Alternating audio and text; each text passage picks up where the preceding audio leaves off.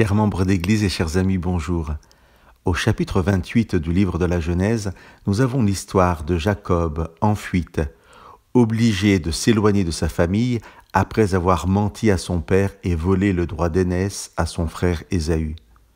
Dans sa fuite, dans sa détresse, au cœur de la nuit, Jacob trouve un lieu où dormir et une pierre sur laquelle poser sa tête.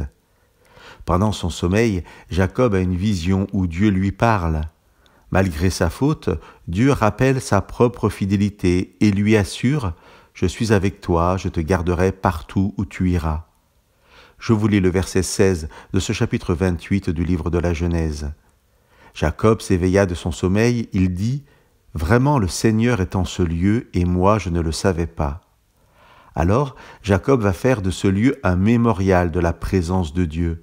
Le verset 18 nous dit « Jacob prit la pierre qu'il avait placée sous sa tête, il en fit une pierre levée et versa de l'huile sur son sommet. » En hébreu, c'est le même mot qui traduit la tête de Jacob et le sommet de la pierre. En quelque sorte, cette pierre qui symbolise et rappelle la présence de Dieu devient la tête, après avoir été, pour la tête de Jacob, un chevet pour se reposer.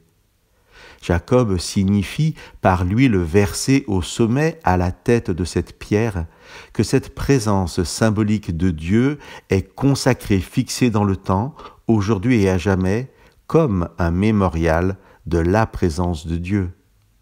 On pourrait être choqué par le fait que Dieu rassure par une vision Jacob de sa présence, alors que ce dernier vient de faire le mal au cœur de sa propre famille.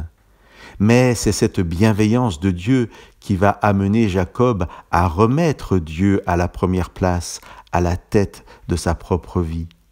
Le chemin de Jacob avec Dieu sera un long chemin, et bien des années après, il conduira Jacob à demander pardon à sa famille.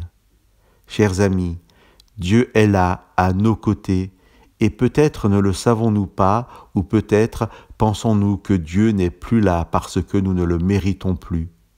Mais Dieu est fidèle, et le chemin parcouru avec lui, si nous l'accueillons, si nous le mettons à la tête, quel que soit notre passé, ce chemin est un chemin qui nous conduira à la restauration, à la réconciliation, à la paix.